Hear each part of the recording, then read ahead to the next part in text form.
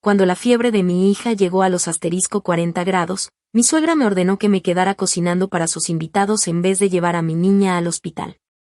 Dale una medicina y deja de hacer quedar mal a esta familia, me dijo con toda la frialdad del mundo. La miré sin poder creer lo que estaba escuchando. Mi hija apenas podía abrir los ojos. Respiraba con dificultad y su cuerpo ardía como si estuviera en llamas. Lo único que me importaba era sacarla de esa casa y llevarla con un doctor cuanto antes. Le dije que no. En cuanto esas palabras salieron de mi boca, mi esposo reaccionó. Se acercó y me dio una bofetada tan fuerte que me rompió el labio. Sentí el sabor de la sangre de inmediato. ¿Cómo te atreves a contestarle así a mi mamá mientras vives bajo nuestro techo? Me gritó lleno de coraje. ¿Nuestro techo? Por un segundo estuve a punto de soltar una carcajada. Él no tenía la menor idea de la verdad. No sabía que la enorme mansión donde vivíamos era completamente mía. Tampoco sabía que los $25,000 que sacaba de esa propiedad cada mes llegaban a mi cuenta bancaria, no a la suya. Durante años creyó que todo lo que tenía era gracias a él. Creyó que yo dependía de su dinero y de su apellido. Nunca imaginó que, en realidad, era él quien vivía de lo que yo había construido mucho antes de conocerlo. No discutí. No levanté la voz. Simplemente tomé a mi hija entre mis brazos, crucé la puerta principal y salí de esa casa sin mirar atrás. Ya afuera, respiré profundo, saqué mi teléfono y marqué un solo número. Esa llamada fue suficiente para destruir todo el mundo que él creía tener. Mi nombre es Vivian. Y si alguien me hubiera preguntado hace 3 años cómo era mi vida, le habría dicho que era perfecta. Tenía una casa hermosa, un esposo aparentemente exitoso y una hija maravillosa que siempre decía que yo era su mejor amiga. Desde afuera, parecíamos la familia ideal. Pero había una parte de mi historia que casi nadie conocía. Lo que nunca le conté a la gente era que esa vida no la construimos juntos. La había construido yo, sola, mucho antes de que Sacher me pusiera un anillo en el dedo. Esa noche comenzó con un sonido que ninguna mamá quisiera escuchar jamás. Eran poco después de las 9 cuando escuché una respiración extraña que venía del cuarto de mi hija. No era un resfriado común. No era el ruido normal de una niña dormida. Eran respiraciones cortas, pesadas, como si cada una le costara un enorme esfuerzo. Sentí un vacío en el estómago. Corrí hasta su habitación y abrí la puerta de inmediato. Ahí estaba Sabina, mi pequeña de apenas 4 años. Estaba hecha bolita debajo de una cobija completamente húmeda por el sudor. Sus mejillas tenían un rojo intenso que me asustó en cuanto la vi. Todo su cuerpecito temblaba, aunque al mismo tiempo despedía un calor impresionante. Me arrodillé junto a la cama y le puse la mano en la frente. Sentí que me quemaba. Tomé el termómetro casi temblando y esperé esos segundos que parecieron eternos. Cuando apareció el resultado, sentí que el corazón se me detenía. *40 grados de fiebre. Mi hija tenía una temperatura peligrosamente alta. Le toqué las manos. Estaban calientes. Sus labios estaban resecos, partidos y sin color. Corrí por un vaso con agua y traté de que tomara un poco. Con mucho trabajo logró dar apenas un pequeño trago. Ni siquiera tenía fuerzas para sostener el vaso. Entonces abrió un poquito los ojos y me miró. Su voz era tan bajita que casi no pude escucharla. Mami, tengo mucho sueño.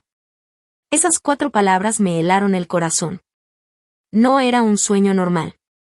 Era ese cansancio que cualquier padre reconoce cuando algo realmente está mal. En ese instante dejé de pensar en todo lo demás. No me importaba la casa. No me importaban los invitados. No me importaba la cena. Lo único que importaba era sacar a mi hija de ahí y llevarla al hospital cuanto antes. La envolví con una cobija para protegerla del aire de la noche. Tomé su mochila con sus documentos médicos y algunas medicinas que siempre llevaba para cualquier emergencia.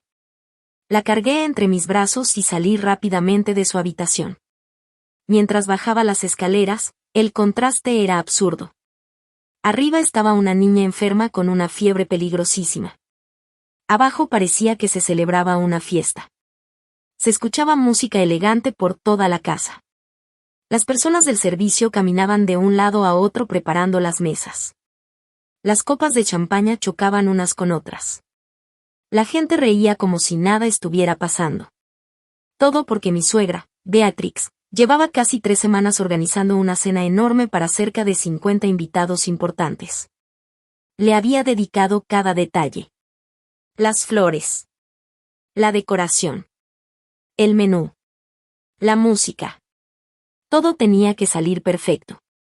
Pero en ese momento yo no podía preocuparme menos por esa fiesta. Mi hija necesitaba un doctor. Y para mí, nada más tenía importancia. Apreté a Sabina contra mi pecho y seguí caminando directo hacia la puerta principal. Pensé que saldría sin problemas. Me equivoqué. Apenas llegué al enorme pasillo de mármol, alguien se atravesó frente a mí. Era Beatrix. Estaba parada justo en medio del camino, como si hubiera estado esperándome. Llevaba un elegante vestido de seda color vino tinto que parecía costar una fortuna. Con toda la calma del mundo acomodaba el collar de perlas que llevaba en el cuello. Parecía mucho más preocupada por su apariencia que por cualquier otra cosa. Lo peor fue que ni siquiera volteó a ver a Sabina. Ni una sola mirada. Ni una sola pregunta. Nada. Solo me observó a mí con expresión de molestia. ¿Y se puede saber a dónde crees que vas?, preguntó con una voz fría, dura y cortante. La miré sin detenerme. Voy al hospital. Sabina tiene 40 grados de fiebre. Esperaba que, al escuchar eso, reaccionara como cualquier abuela. Que se preocupara. Que preguntara cómo estaba. Que incluso ofreciera ayudarnos. Pero no. Su rostro no cambió en lo más mínimo. Solo soltó un pequeño suspiro de fastidio. Después miró el reloj que llevaba en la muñeca y dijo con total tranquilidad. Los invitados llegan en 20 minutos. Hablaba como si ese fuera el verdadero problema. Como si la salud de una niña pudiera esperar. Luego cruzó los brazos y añadió. Se suponía que tú ibas a supervisar al personal de la cocina. No puedes irte justo ahora. Por un momento pensé que no había escuchado bien. Sentía que estaba viviendo una pesadilla. Mi hija apenas podía mantenerse despierta entre mis brazos. Y mi suegra estaba más preocupada por una cena que por la vida de su propia nieta.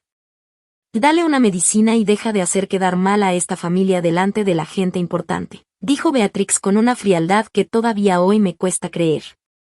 Sentí como la rabia me subía por todo el cuerpo. Mi hija apenas podía mantenerse despierta entre mis brazos.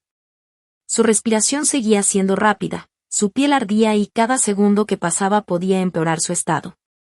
Ya no tenía tiempo para discutir. Respiré hondo, la miré directamente a los ojos y respondí con toda la firmeza que me quedaba. Hazte a un lado, Beatrix. Mi hija necesita un doctor. Ahora. Ni siquiera terminé la frase cuando se abrió la puerta del estudio. Mi esposo salió como si nada estuviera pasando. Era Sacher. Mientras caminaba hacia nosotros iba acomodándose los mancuernillas de la camisa, igual que un hombre que se prepara para una sesión de fotos o para una reunión de negocios. Ni siquiera parecía darse cuenta de la gravedad de la situación. Su propia hija estaba enferma, con una fiebre peligrosísima, a menos de 1 metro de él. Pero lo primero que apareció en su rostro no fue preocupación. Fue molestia.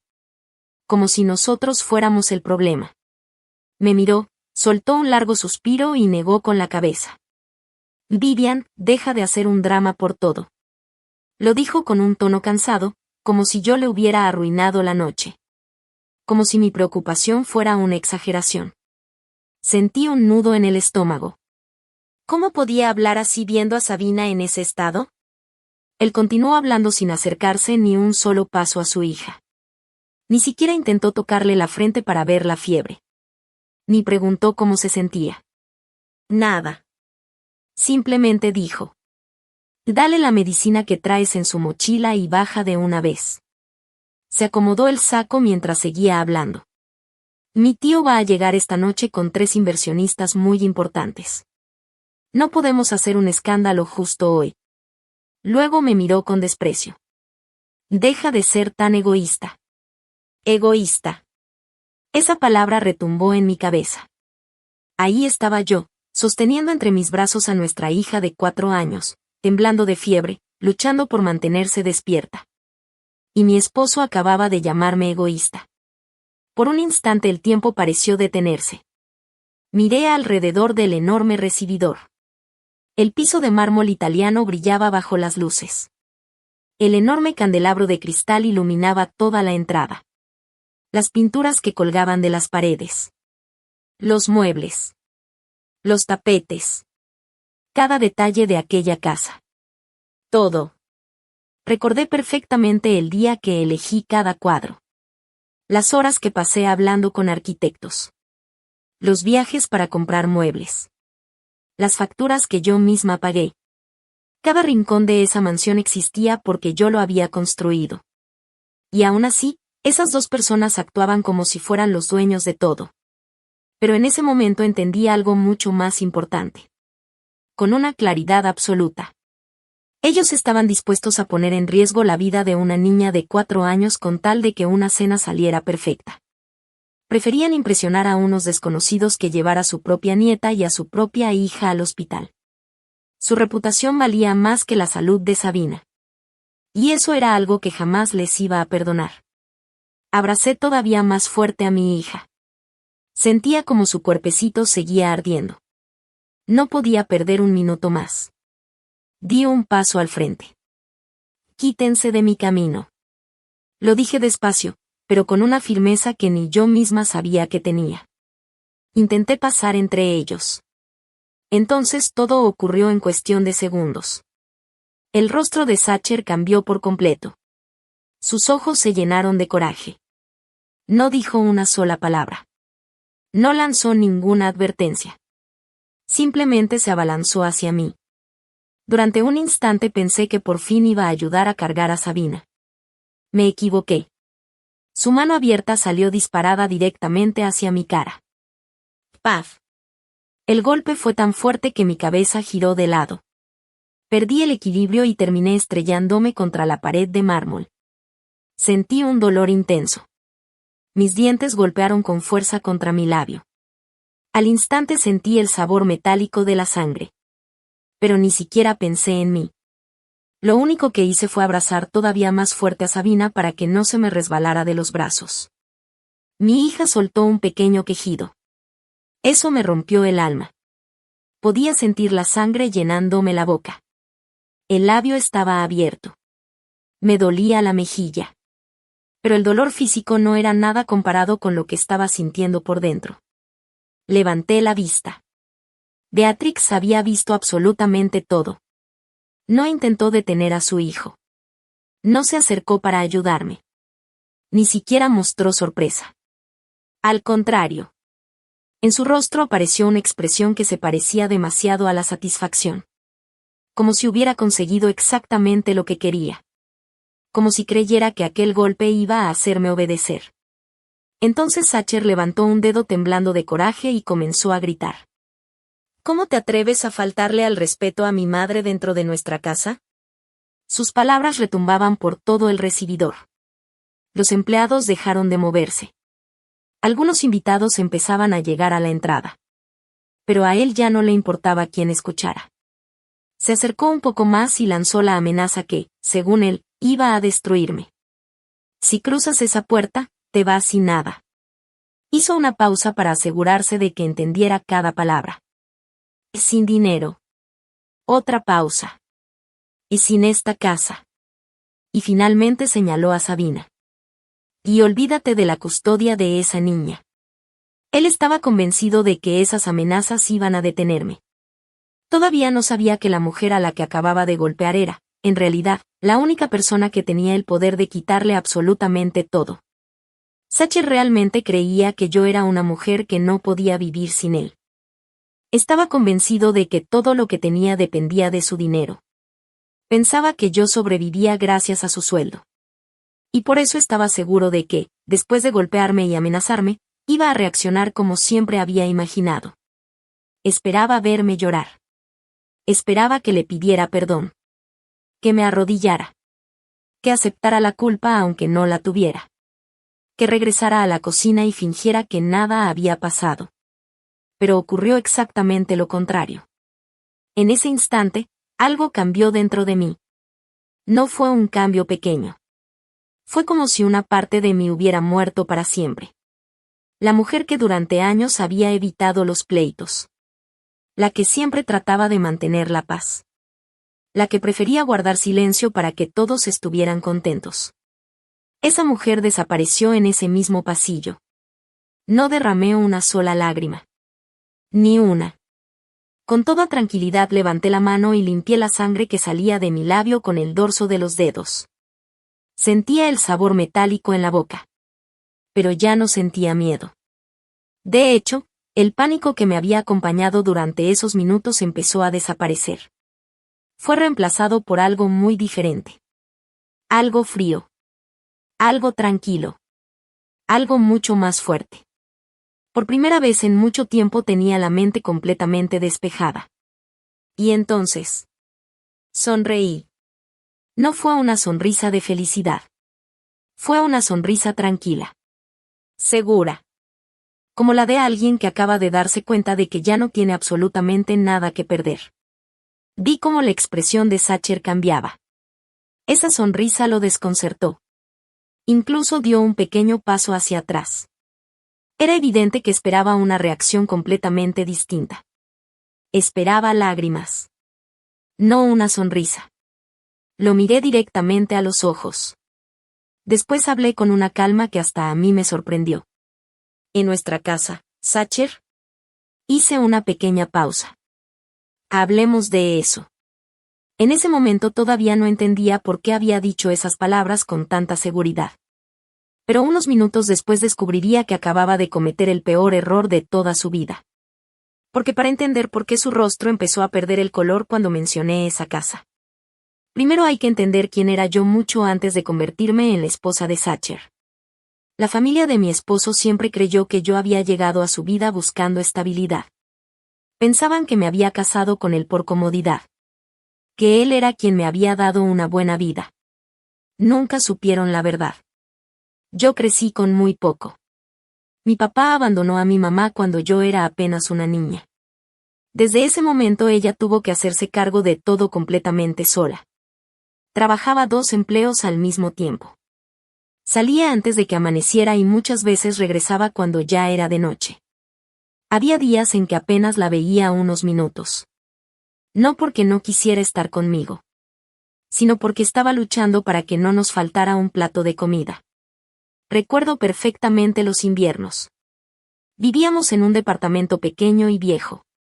El dinero apenas alcanzaba para pagar la renta, la luz y la calefacción. Mi mamá hacía milagros con cada peso. Muchas veces dejó de comprarse ropa para que yo pudiera tener útiles para la escuela. Nunca se quejó. Nunca dijo que era injusto. Simplemente seguía trabajando. Vi todo ese esfuerzo desde muy pequeña. Y fue entonces cuando me hice una promesa. Una promesa que jamás rompí. Nunca iba a depender de otra persona para sobrevivir. Nunca permitiría que alguien pudiera controlar mi vida porque tenía dinero. Si algún día quería seguridad, la iba a construir con mis propias manos. Por eso, cuando cumplí 19 años, ya trabajaba a tiempo completo en una tienda durante el día. Las jornadas eran largas. Terminaba agotada. Pero cuando llegaba a casa no me iba a dormir. Encendía la computadora y estudiaba cursos de finanzas por internet durante horas. Mientras otras personas salían de fiesta los fines de semana. Yo aprendía sobre inversiones. Sobre créditos. Sobre bienes raíces. Sobre cómo hacer que el dinero trabajara para uno. No fue fácil. Hubo noches en las que apenas dormía. Pero cada sacrificio tenía un propósito. Ahorré absolutamente todo lo que pude. No compraba ropa cara. No cambiaba de celular cada año. No gastaba dinero para impresionar a nadie. Cada dólar tenía un destino. Mi futuro. A los 23 años logré reunir lo suficiente para hacer mi primera inversión. Era una propiedad vieja. Un dúplex que llevaba mucho tiempo abandonado. La mayoría de la gente decía que era una pésima compra. Nadie la quería. Las paredes estaban dañadas. El techo tenía goteras. Todo parecía un desastre. Pero yo vi algo que los demás no pudieron ver. Vi una oportunidad. Compré aquella propiedad. Como no tenía dinero para contratar trabajadores, aprendí a hacer muchas reparaciones yo misma. Pinté paredes. Quité pisos viejos. Arreglé puertas. Lijé ventanas. Pasé fines de semana enteros cubierta de polvo y pintura. Fueron meses muy pesados. Pero al final todo valió la pena. Cuando terminé las remodelaciones, renté los 2 departamentos. Por primera vez el dinero empezó a entrar sin que tuviera que cambiar horas de trabajo por un sueldo. En lugar de gastarlo, lo reinvertí. Con esas ganancias compré otra propiedad. Después una tercera. Más adelante una cuarta. Y seguí haciendo exactamente lo mismo. Comprar. Remodelar. Rentar. Ahorrar. Volver a invertir. A los 28 años ya tenía un portafolio de bienes raíces que generaba ingresos constantes. No era una fortuna de un día para otro. Era el resultado de años de disciplina. Todo estaba registrado a nombre de una empresa que había creado en silencio. Una empresa holding que casi nadie conocía. Le puse el nombre de mi abuela. La única persona que siempre creyó en mí incluso cuando nadie más lo hacía. Ella fue quien me enseñó que la verdadera riqueza no era presumir lo que tenías.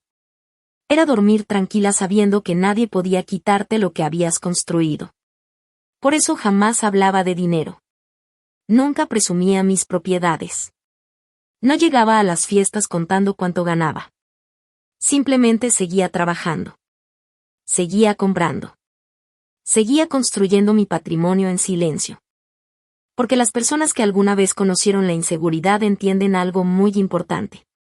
La estabilidad no aparece por suerte. Se construye todos los días. Así fue como conocí a Sacher. Fue durante una gala benéfica organizada por empresarios de la ciudad. Él era el tipo de hombre que sabía exactamente cómo causar una buena impresión. Sonreía en el momento correcto. Decía las palabras correctas. Tenía modales impecables. Era educado. Elegante. Y parecía tener una seguridad que llamaba la atención de cualquiera. Venía de una familia conocida. Desde niño le habían repetido que estaba destinado a hacer grandes cosas. Sobre todo su madre, Beatrix.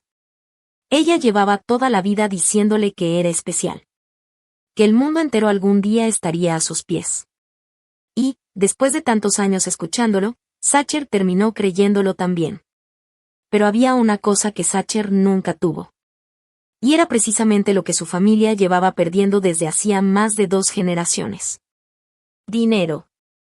Sí, su apellido seguía siendo conocido. Todavía había personas que sonreían al escucharlo. Todavía los invitaban a eventos importantes. Todavía conseguían reuniones con empresarios y políticos solo por el prestigio de su familia. Pero todo eso era pura apariencia. Porque detrás de ese apellido elegante ya casi no quedaba nada. Las cuentas bancarias estaban prácticamente vacías. Vivían del recuerdo de una fortuna que había desaparecido hacía muchos años. Cuando el esposo de Beatrix murió, no dejó una gran herencia como todos imaginaban. Dejó deudas. Muchas deudas. Más de las que cualquiera de ellos quería admitir. Mientras la gente pensaba que aquella familia seguía siendo millonaria, ellos hacían malabares para mantener las apariencias. Y Sacher tampoco ayudó mucho. Mucho antes de que yo lo conociera había intentado levantar varios negocios. El primero fracasó. Después volvió a intentarlo. Y volvió a fracasar. Cada nuevo proyecto terminaba igual. Mucho entusiasmo al principio. Y pérdidas al final. Cuando lo conocí, ya cargaba con 2 empresas fallidas. Pero yo no me enamoré de sus cuentas bancarias. Me enamoré del hombre que él me dejó conocer. Al menos, del hombre que aparentaba ser. en aquellos primeros años era atento. Siempre tenía una palabra bonita para mí. Me hacía sentir escuchada. Recordaba los pequeños detalles. Me llevaba café cuando sabía que había trabajado hasta tarde. Celebraba cada uno de mis logros. Me hacía reír. Y poco a poco terminé creyendo que había encontrado a un compañero de vida. Pensé que había conocido a un hombre bueno. Nunca imaginé cuánto cambiarían las cosas después de la boda. Cuando decidimos casarnos, también decidimos buscar una casa donde formar una familia. Después de varios meses encontramos la propiedad perfecta. Era una mansión espectacular. Amplia. Elegante. Con un enorme jardín donde algún día imaginaba ver correr a nuestros hijos. Costaba $15 millones. Yo la compré. El dinero salió completamente de mi empresa. La compra se hizo a través de mi holding, igual que todas las inversiones importantes que había realizado durante años. Y desde el primer día, la propiedad quedó registrada únicamente a mi nombre. No porque desconfiara de Sacher. Al menos, eso era lo que yo me repetía. Simplemente había aprendido una lección desde muy joven. Nunca construyas tu seguridad sobre los cimientos de otra persona. Protege siempre lo que tanto trabajo te costó conseguir. En ese momento pensé que solo estaba siendo responsable. Que era una decisión inteligente. Nada más. Pero hoy, cuando miro hacia atrás, creo que una parte de mí ya intuía que algún día podría necesitar una salida. Como si, en el fondo de mi corazón, existiera una voz silenciosa que trataba de protegerme incluso antes de que yo entendiera por qué. Después de comprar la casa también organicé las finanzas familiares. Las propiedades que tenía seguían generando ganancias todos los meses. Así que decidí establecer una cantidad fija para cubrir todos los gastos de la mansión. Cada mes salían $25,000 de mi empresa. Ese dinero tenía un propósito muy claro. Pagar el mantenimiento. Cubrir los sueldos del personal. Mantener la propiedad en buenas condiciones. Y darle a Sacher un poco de tranquilidad mientras intentaba levantar nuevamente su carrera. Yo de verdad quería que le fuera bien. Quería verlo triunfar. Nunca tuve problema en apoyarlo. Pensaba que eso era lo que hacían los matrimonios. Ayudarse mutuamente. Pero con el paso del tiempo ese dinero dejó de utilizarse únicamente para la casa. Sin que me diera cuenta, aquel apoyo económico comenzó a financiar el estilo de vida completo de la familia. Las enormes cenas que Beatrix organizaba para impresionar a la alta sociedad. Los vestidos de diseñador. Las botellas de vino carísimas. Los arreglos florales que cambiaban cada semana. Los trajes hechos a la medida que Sacher presumía en cada evento. Los relojes. Los viajes. Los choferes. Las recepciones elegantes. Todo eso salía del mismo lugar. Del dinero que yo había construido durante años de trabajo. Poco a poco dejaron de verlo como una ayuda. Empezaron a sentir que les pertenecía. Como si fuera una obligación mía mantener ese estilo de vida. Como si todo aquello fuera un derecho adquirido. Vivían como si fueran de la realeza. Dormían en una mansión que no era suya. Gastaban un dinero que nunca habían ganado. Y con el tiempo terminaron creyendo que todo les pertenecía simplemente porque siempre lo habían tenido al alcance de la mano. Yo veía esas cosas. Claro que las veía. Pero siempre encontraba una excusa para quedarme. Me repetía una y otra vez que lo hacía por Sabina. Quería que creciera con su mamá y su papá bajo el mismo techo. Soñaba con darle la familia que yo no había tenido de niña.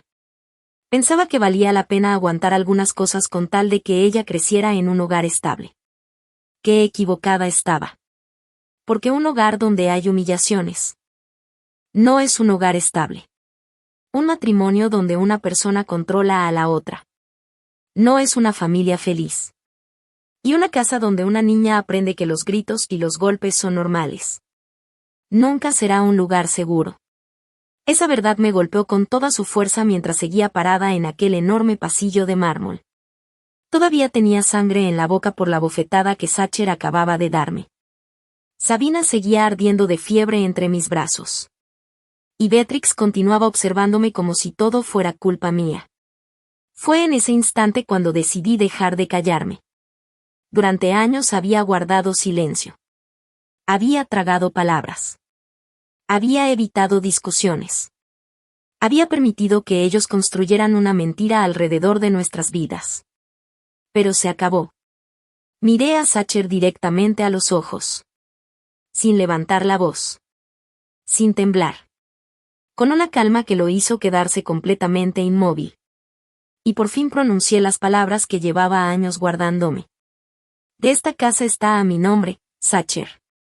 Hice una breve pausa para asegurarme de que entendiera perfectamente lo que estaba diciendo. Luego continué. Cada escritura. Cada documento. Cada pago de la hipoteca. Cada remodelación. Cada mejora que se ha hecho en esta propiedad. Todo. Absolutamente todo.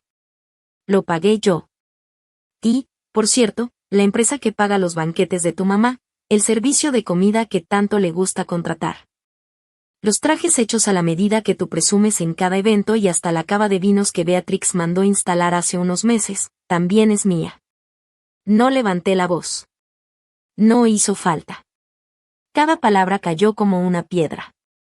Seguí mirándolo fijamente y añadí. ¿Sabes cuál es la verdad, Sacher? Nunca has pagado una sola cosa en esta casa. Ni una. Ni la luz. Ni el mantenimiento. Ni el sueldo de los empleados.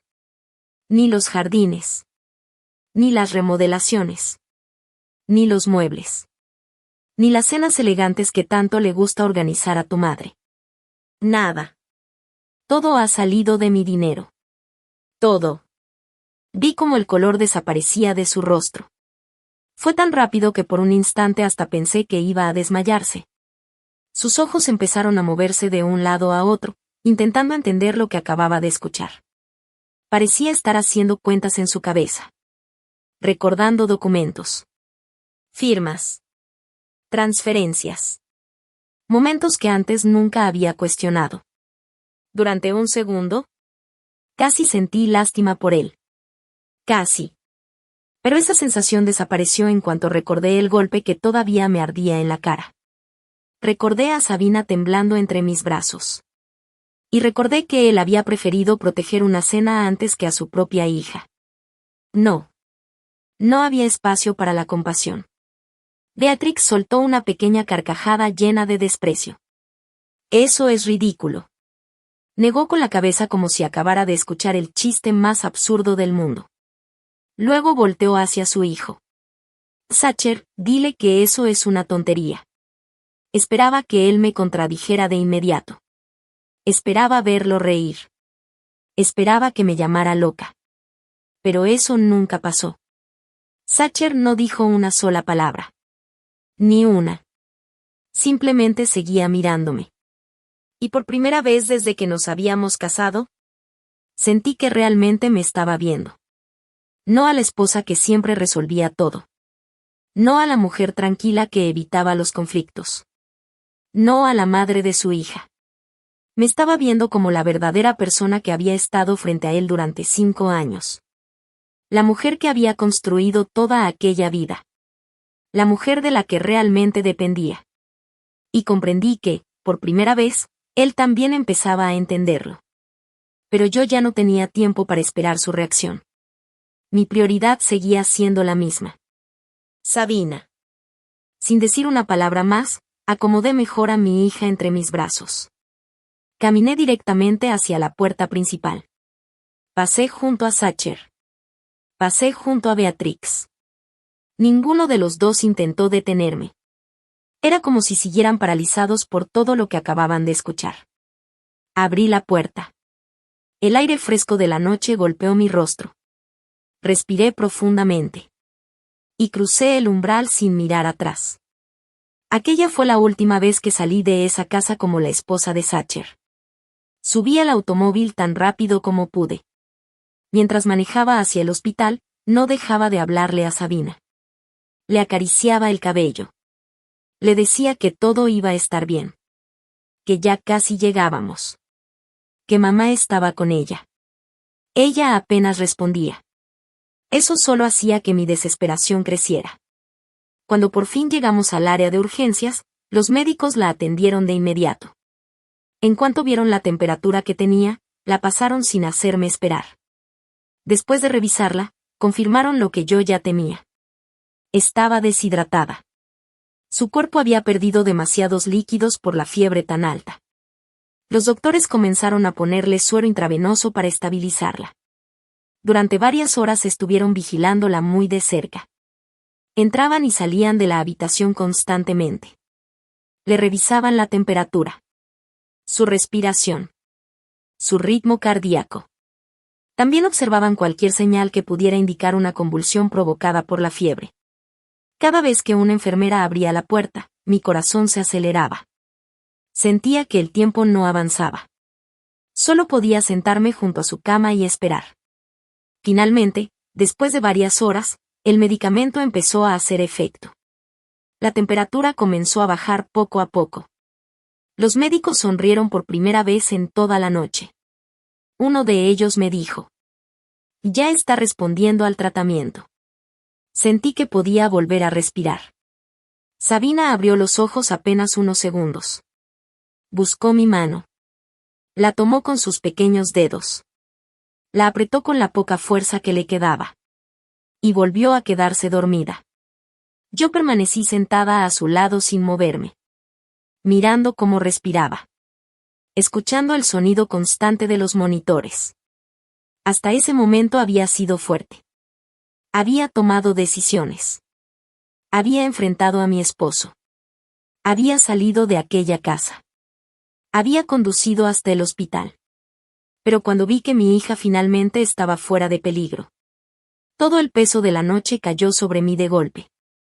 Esperé a estar completamente segura de que estaba dormida. Miré el reloj. Respiré hondo.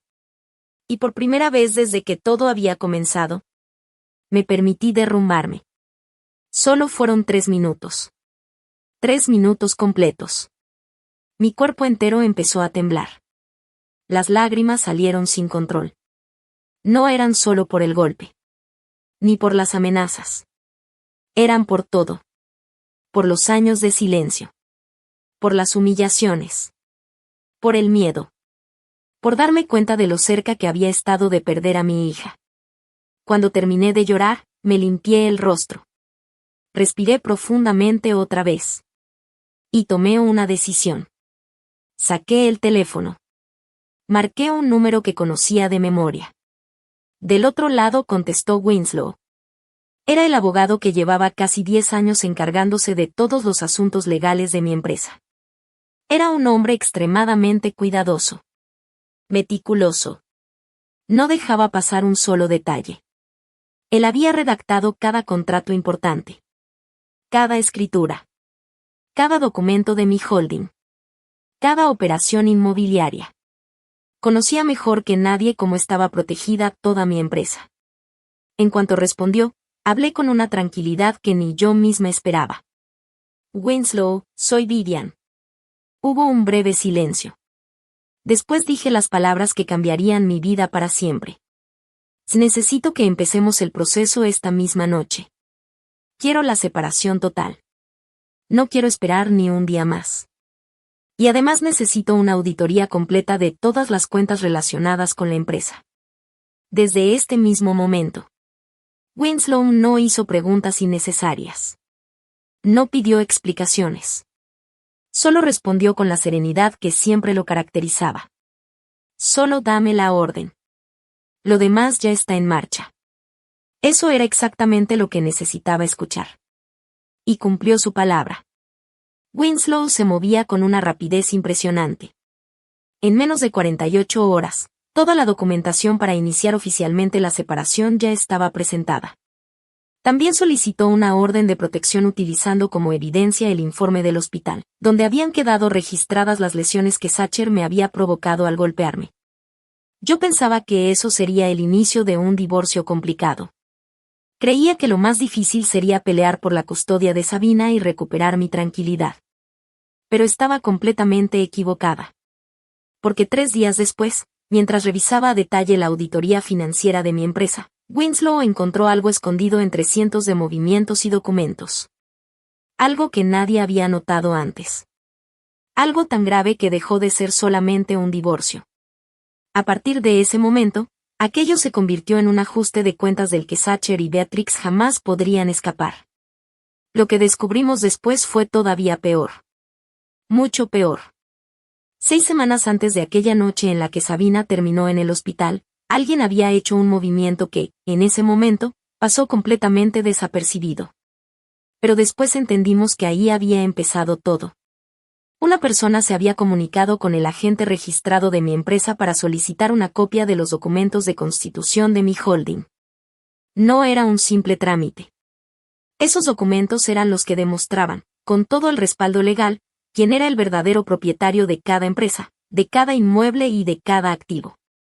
Ahí estaba escrito, con absoluta claridad, que bienes me pertenecían únicamente a mí. En ese momento nadie le dio demasiada importancia. Era una solicitud más entre muchas. Pero cuando Winslow comenzó la auditoría después de mi separación, ese detalle llamó su atención. Algo no le cuadraba. El despacho de abogados que había hecho la solicitud no le sonaba de absolutamente nada. Y eso era raro. Muy raro. Winslow llevaba casi 10 años manejando todos los asuntos legales de mi empresa. Conocía prácticamente a todos los despachos importantes relacionados con nuestro trabajo. Así que decidió investigar. Lo que encontró fue suficiente para dejarlo completamente serio. Siguió el rastro del pago que había contratado a ese despacho. Después revisó quién había cubierto los honorarios. Y finalmente descubrió la respuesta. El dinero había salido de Beatrix, mi suegra. Cuando Winslow me contó eso, sentí un escalofrío. Porque en ese instante entendí que aquella cena nunca había sido solamente una cena. Mientras yo me preocupaba por mantener unida a mi familia, Beatrix llevaba semanas preparando algo mucho más grande. Había contratado a su propio abogado. No para resolver un problema familiar, sino para buscar la manera de quedarse con lo que era mío. El plan era intentar convencer a un juez de que Sacher tenía derecho sobre mi patrimonio. Su argumento era tan absurdo como conveniente para ellos. Decían que, como Sacher había vivido 5 años en la mansión, y como su apellido y su posición social supuestamente habían ayudado al crecimiento de mi empresa, entonces debía recibir una parte de todo. Era una teoría legal muy débil. Prácticamente no tenía posibilidades de prosperar. No existían pruebas reales que la sostuvieran. Pero eso no fue lo peor. Lo peor apareció unos minutos después. Winslow siguió revisando el expediente. Página tras página. Documento tras documento. Hasta que encontró algo escondido entre los archivos. Un borrador. Nunca había sido presentado oficialmente. Pero ahí estaba. Cuando lo vi, sentí que el estómago se me hacía un nudo. Era un documento preparado para agregar a Sacher como cotitular de la cuenta principal de operaciones de mi empresa. En otras palabras, querían darle acceso directo al dinero de mi holding. Lo primero que llamó mi atención fue la firma. A simple vista parecía la mía. Pero no lo era. Alguien había intentado copiar mi firma. Era una falsificación. Una muy buena. Pero seguía siendo falsa. Me quedé mirando aquel documento durante varios segundos sin decir una sola palabra. Sentía una mezcla de coraje, decepción y asco. Winslow rompió el silencio. No llegó a presentarse oficialmente.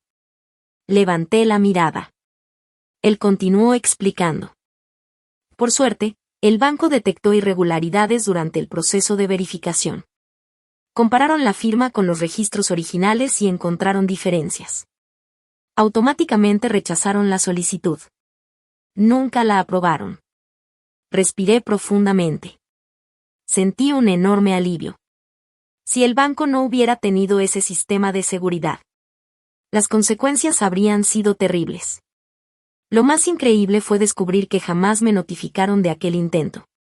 Simplemente rechazaron el trámite y archivaron el expediente. Gracias a eso, Sacher nunca consiguió acceso a mis cuentas. Pero la intención estaba ahí. Y eso era imposible de ignorar. Me quedé observando aquella firma falsa. Entonces todo empezó a tener sentido. Beatrix no estaba tratando solamente de proteger a su hijo. Estaba intentando convertirlo en dueño de algo que nunca le había pertenecido.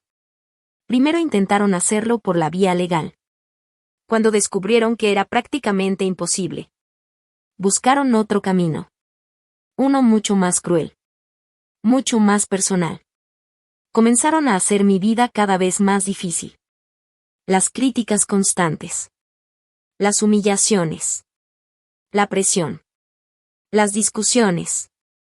Los comentarios para hacerme sentir culpable. Todo tenía un objetivo. Que yo terminara cediendo. Que me cansara tanto de pelear que aceptara entregarles parte de mi patrimonio. O peor todavía. Que perdiera el control. Que explotara de coraje.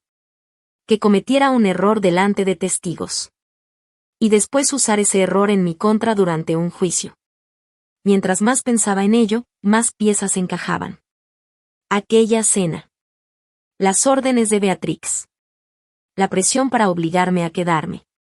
Las amenazas de Sacher. Incluso la bofetada que recibí en aquel pasillo. Empecé a comprender que nada de eso había ocurrido únicamente por la fiebre de Sabina. No. La enfermedad de mi hija solo había sido el escenario. El verdadero objetivo siempre había sido otro. Controlarme. Doblegarme. Hacerme sentir atrapada. Convencerme de que ellos tenían todo el poder. Cuando Winslow terminó de explicarme todo en su oficina, esperaba sentir miedo. Pero ocurrió algo completamente distinto. Sentí una claridad absoluta. Por primera vez veía la situación tal como era. Ya no estaba frente a una pareja con problemas de matrimonio. Ni frente a una suegra difícil. Estaba frente a dos personas que, durante años, habían estado esperando el momento perfecto para quedarse con lo que yo había construido. Habían vivido dentro de mi casa. Habían disfrutado de mi dinero. Y mientras yo confiaba en ellos. Ellos buscaban la manera de arrebatármelo todo. Los miré solamente una vez más en mi mente. Y comprendí que ya no había nada que salvar. Respiré hondo. Volteé hacia Winslow. Solo le di una instrucción. Una sola. Quiero que uses todas las herramientas que la ley nos permita. Hizo una pausa esperando que terminara. Lo miré directamente a los ojos y añadí. No les tengas ninguna consideración. Persigue cada acción legal posible. Revisa cada documento. Cada cuenta. Cada movimiento.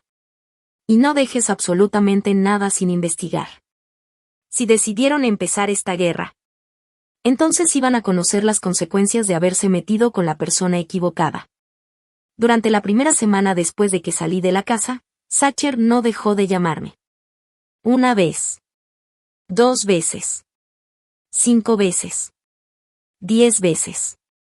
Para el final de la semana ya había marcado 11 veces.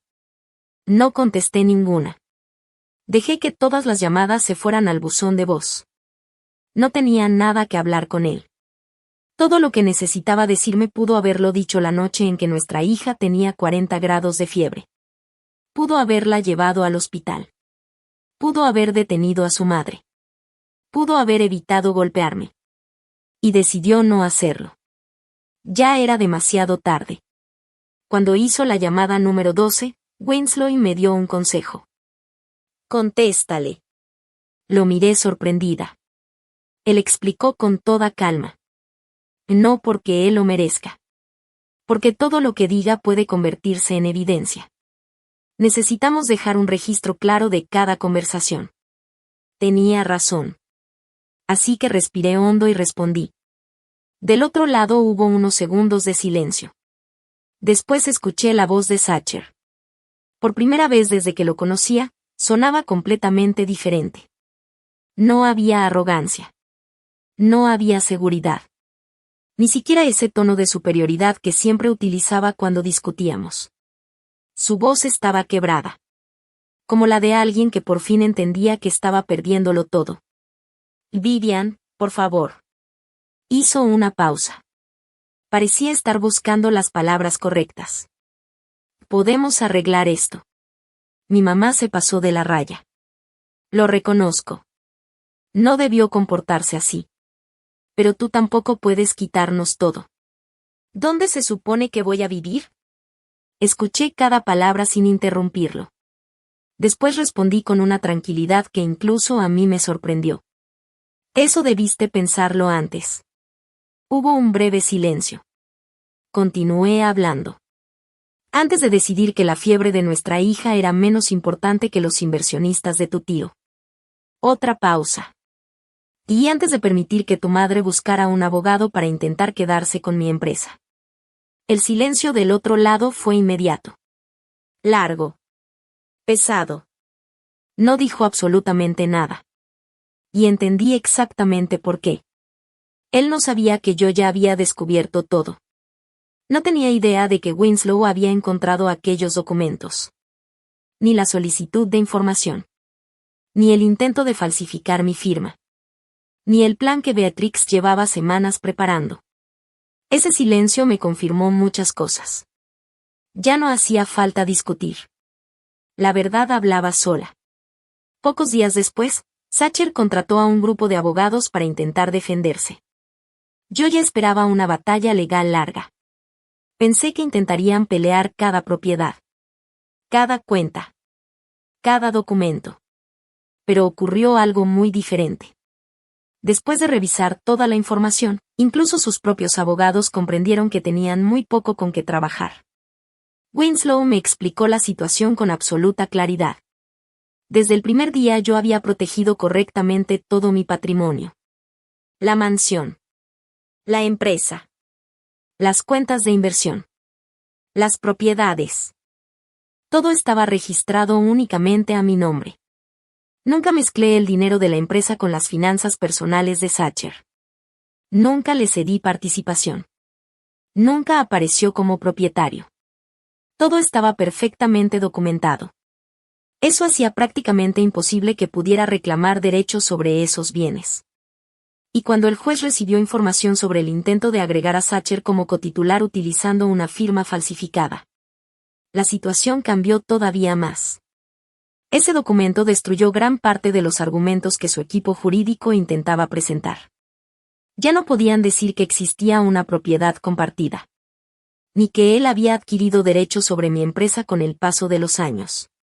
Porque había pruebas de que habían intentado obtener esos derechos de manera indebida. Y eso hablaba mucho más fuerte que cualquier discurso. Las semanas pasaron rápidamente. Muy pronto la mansión fue puesta oficialmente a la venta por medio de mi empresa. Era momento de cerrar ese capítulo para siempre. No quería volver a vivir ahí. No quería que Sabina creciera rodeada de recuerdos tan dolorosos. Poco después, Sacher y Beatrix recibieron la notificación oficial. Tenían que abandonar la propiedad. Ya no podían seguir viviendo en una casa que legalmente nunca había sido suya. La reacción de Beatrix fue exactamente la que esperaba. No aceptó la decisión. Ni pidió disculpas. Ni mostró arrepentimiento. Se presentó sin avisar en la oficina de Winslow. Entró exigiendo hablar conmigo. Mi abogado me preguntó si quería verla. Lo pensé unos segundos. Y acepté. Solo una vez. Quería escuchar lo que tenía que decir. Cuando entró a la sala de juntas, seguía vestida con la misma elegancia de siempre. Pero esta vez su expresión era muy distinta. Ya no transmitía seguridad. Transmitía desesperación. Apenas se sentó comenzó a hablar. ¿De verdad vas a hacerle esto a tu propio esposo? Su voz temblaba de coraje. ¿También vas a echar a una mujer mayor a la calle? La miré fijamente. Esperé unos segundos antes de responder. No necesitaba levantar la voz.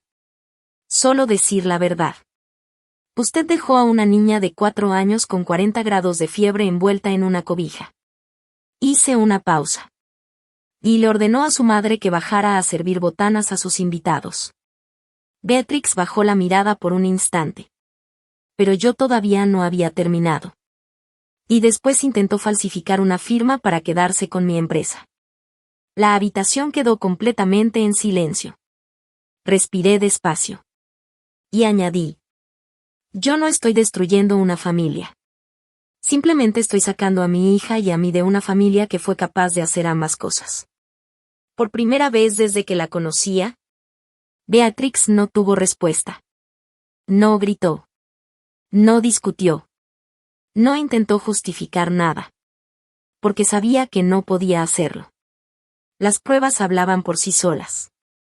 Poco tiempo después llegó la primera audiencia por la custodia de Sabina. Era uno de los días que más nerviosa me tenían. Pero Winslow había preparado todo cuidadosamente.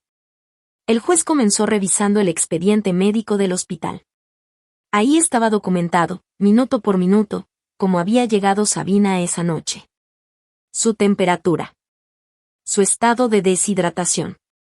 El tratamiento que recibió. Todo. Después revisó las fotografías que Winslow me había pedido tomar antes de abandonar la casa. Imágenes claras de mi labio roto. De los moretones provocados por el golpe. De las lesiones que Sacher me había causado.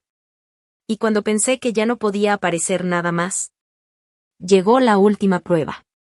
Durante el proceso legal habían obtenido los mensajes de texto enviados por Beatrix al personal de servicio aquella misma noche. El juez comenzó a leerlos uno por uno. En uno de ellos decía claramente que la niña debía permanecer arriba y en silencio durante toda la fiesta. Que no quería interrupciones. Que los invitados importantes no debían enterarse de que había una emergencia en la casa. Mientras el juez terminaba de leer aquellos mensajes, la sala quedó completamente en silencio. Ya no era mi palabra contra la de ellos. Ahora eran sus propios actos los que hablaban frente al tribunal. Después de revisar todas las pruebas, el juez tomó una decisión que cambió nuestras vidas. Por el momento, me otorgó la custodia principal de Sabina. Explicó que el proceso todavía debía continuar durante algunos meses antes de emitirse la resolución definitiva, pero mientras tanto mi hija permanecería conmigo. También ordenó algo muy importante. Hasta que el caso terminara, Sacher solo podría ver a Sabina en visitas supervisadas. Nunca más estaría a solas con ella. Cuando escuché esas palabras, sentí un enorme alivio. No porque quisiera alejar a mi hija de su padre. Jamás fue ese mi objetivo. Lo único que quería era que estuviera segura. Y, después de todo lo que había pasado aquella noche, sabía que esa era la mejor decisión. Los meses siguientes fueron muy diferentes a todo lo que había vivido antes. Por primera vez en muchos años, nuestra vida dejó de girar alrededor de los caprichos de otras personas. Ya no había gritos. Ya no había amenazas. Ya no había cenas donde yo tenía que desaparecer para que otros brillaran. Solo estábamos Sabina y yo. 6 meses después, la mansión finalmente se vendió. Incluso conseguimos un precio un poco más alto del que habíamos pedido al principio. Cuando firmé los últimos documentos, no sentí tristeza. Tampoco nostalgia. Solo sentí paz. Porque entendí que una casa enorme nunca fue un hogar. Un hogar es el lugar donde puedes sentirte segura. Y esa mansión había dejado de serlo hacía mucho tiempo. Después de la venta, Sacher tuvo que mudarse a un pequeño departamento de una sola habitación al otro lado de la ciudad. Era una vida muy distinta a la que llevaba antes. Ya no había empleados. Ni choferes. Ni cenas elegantes. Ni grandes salones. Solo él y las consecuencias de sus propias decisiones. En cuanto a Beatrix. Sin la casa donde durante años se sintió la dueña de todo. Y sin el dinero mensual que financiaba el estilo de vida al que estaba acostumbrada, no tuvo muchas opciones. Terminó mudándose con un primo lejano que vivía en otro estado. De vez en cuando alguien me cuenta cosas sobre ella.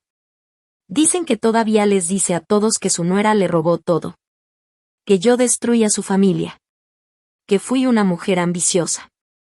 Pero hay algo que nunca menciona. Nunca habla de la noche en que Sabina estuvo al borde de una emergencia médica.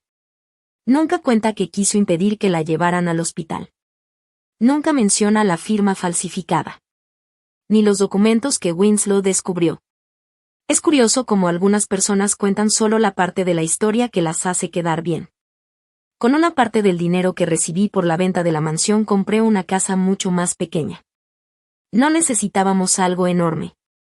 Solo necesitábamos un lugar donde pudiéramos respirar tranquilas. Una casa sencilla. Acogedora. Llena de luz. Y, sobre todo, completamente nuestra. Ya no había enormes pasillos de mármol. Ni salones preparados para impresionar invitados. Ni mesas elegantes donde todo debía verse perfecto. Ahora había una cocina donde cocinaba porque realmente tenía ganas de hacerlo. No porque alguien me obligara. Había una sala donde Sabina se sentaba en el piso a armar rompecabezas mientras yo trabajaba desde mi computadora. Había risas. Había silencio. Había tranquilidad. Y eso valía mucho más que cualquier mansión. Hoy Sabina está completamente sana. Creció. Está feliz. Llena de energía. Le encanta dibujar. Leer cuentos. Inventar historias. Y cada vez que la veo correr por la casa, recuerdo aquella noche en el hospital y agradezco haber tomado la decisión correcta. A veces todavía menciona lo que pasó. Los niños recuerdan las cosas difíciles de una manera muy distinta a los adultos. No habla del miedo. Ni del dolor. Simplemente dice algo como: ¿te acuerdas cuando dormimos en el hospital? O pregunta por qué los doctores le pusieron una manguerita en la mano. Y cada vez que eso ocurre, me siento junto a ella. La abrazo. Le acaricio el cabello. Y siempre le respondo lo mismo. Quiero que nunca lo olvides, mi amor. Siempre voy a elegirte a ti. Siempre. No importa quién esté enfrente. No importa lo que digan los demás. No importa si alguien se enoja. Ni si tengo que empezar de cero otra vez. Tú siempre vas a ser mi prioridad. Después del divorcio también seguí trabajando en mi empresa. De hecho, la empresa creció más que nunca. Y durante mucho tiempo me pregunté por qué. Hasta que entendí la respuesta. No fue a pesar de todo lo que había vivido. Fue, en parte, gracias a ello. Durante años gasté demasiada energía intentando cumplir las expectativas de personas que jamás iban a estar satisfechas. Tratando de mantener la paz. Tratando de evitar conflictos. Tratando de sostener una familia que solo existía en mi imaginación. Cuando dejé de hacer todo eso, toda esa energía quedó libre. Y la invertí en lo que realmente sabía hacer. Construir. Crear. Trabajar. Hacer crecer mi empresa. Y los resultados llegaron solos. Un año después terminó definitivamente el juicio por la custodia. El juez confirmó la resolución final. Sabina seguiría viviendo conmigo de manera permanente. Yo conservaría la custodia principal. Y las visitas de Sacher continuarían siendo supervisadas. Lo curioso es que ahora él asiste a esas visitas con mucha más constancia de la que alguna vez mostró cuando vivía bajo el mismo techo que su hija. A veces pienso en eso. Es triste que algunas personas solo aprendan el valor de lo que tenían cuando ya lo perdieron. ¿Me arrepiento de haber salido de aquella casa esa noche? Ni un solo segundo. Jamás. Si acaso tengo un arrepentimiento, es otro muy distinto. Me duele haber necesitado que mi hija tuviera 40 grados de fiebre. Que mi propio esposo me rompiera el labio de una bofetada. Y descubrir una firma falsificada para abrir finalmente los ojos. Porque la verdad es que yo ya tenía todo lo necesario para irme desde mucho antes. Ya había construido mi independencia. Ya había construido mi seguridad. Ya había construido mi futuro. Simplemente todavía no me había dado permiso para creer que merecía vivir en paz. Y por eso quiero terminar esta historia haciéndote una pregunta. Es una pregunta que yo misma me hago muy seguido. Si las paredes que te rodean nunca fueron realmente de otra persona. Si el techo bajo el que vives. El dinero. La seguridad. La vida por la que alguien te hizo sentir agradecido. En realidad siempre fueron tuyos. ¿Cuánto tiempo seguirías guardando silencio antes de atreverte a decir la verdad? Porque, a veces, la puerta que creemos cerrada por fuera lleva años abierta. Lo único que falta es reunir el valor para cruzarla. Han pasado varios años desde aquella noche. La cicatriz que tenía en el labio ya casi desapareció. La fiebre de Sabina quedó atrás. Los documentos del juicio están guardados en una caja que rara vez abro. Y, sin embargo, hay una lección que llevo conmigo todos los días. Durante mucho tiempo pensé que la mayor pérdida de mi vida había sido mi matrimonio. Hoy sé que estaba equivocada. Lo que realmente estaba perdiendo era a mí misma. Cada vez que guardaba silencio para evitar una discusión. Cada vez que aceptaba una falta de respeto para mantener la paz. Cada vez que convencía a mi corazón de aguantar un poquito más. En realidad, me estaba alejando de la mujer que tanto había luchado por convertirse en alguien libre. La libertad no desaparece de un día para otro. Se pierde poco a poco. Con pequeñas concesiones. Con pequeñas renuncias. Con pequeños silencios. Hasta que un día despiertas y ya no reconoces a la persona que ves en el espejo. Yo tuve la suerte de despertar a tiempo. Y digo suerte porque muchas personas nunca tienen esa oportunidad. Hoy mi empresa sigue creciendo.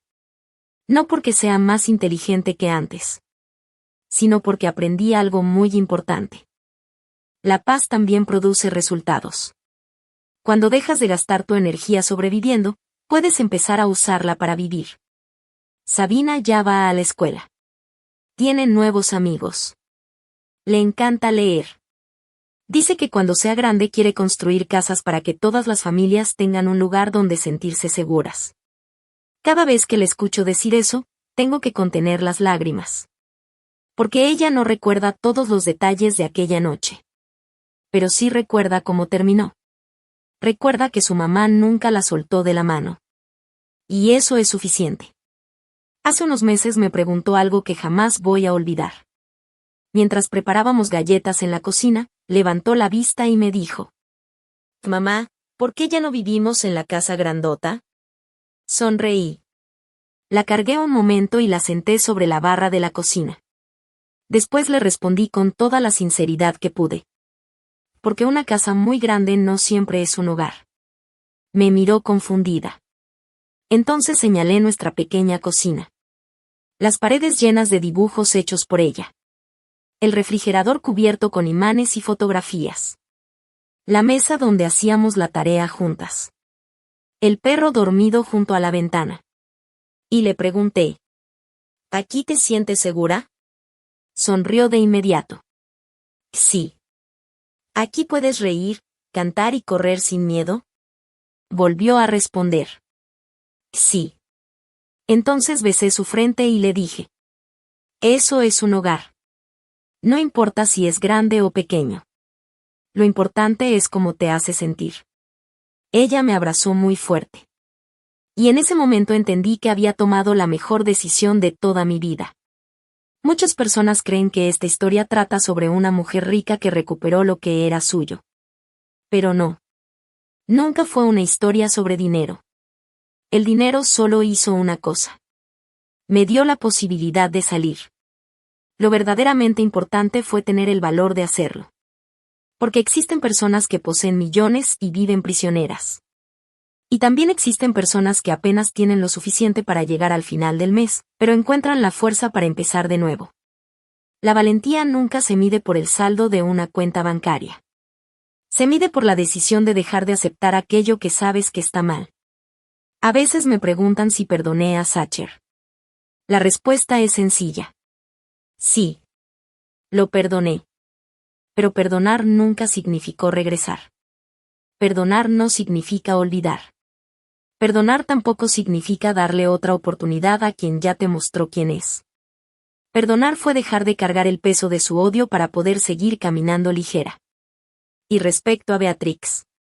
Hace mucho dejé de preguntarme por qué hizo todo lo que hizo. Hay personas que pasan la vida creyendo que el amor se demuestra controlando a los demás. Nunca entenderán que el verdadero amor protege. Nunca humilla. Nunca golpea. nunca obliga a elegir entre una fiesta y la salud de un hijo. Si esta historia llegó hasta ti y hoy estás viviendo algo parecido, quiero que recuerdes una sola cosa. Nadie tiene derecho a hacerte sentir pequeño dentro de una vida que tú ayudaste a construir. Nadie tiene derecho a convencerte de que no vales nada mientras disfruta del esfuerzo de tus años. Y nadie, absolutamente nadie, merece ocupar un lugar más importante que la seguridad de un niño. Si algún día tienes que elegir entre mantener las apariencias o proteger a la persona que más amas, no lo dudes. Las apariencias siempre pueden recuperarse. Una vida, no. Aquella noche salí de una mansión creyendo que lo estaba perdiendo todo. Hoy entiendo que, en realidad, esa fue la noche en la que por fin recuperé mi libertad. Y si esta historia te dejó una enseñanza, o alguna parte de ella te hizo reflexionar, compártela con alguien que necesite escucharla. Porque nunca sabes quién está esperando una señal para reunir el valor de abrir esa puerta, y descubrir que, en realidad, siempre tuvo la llave.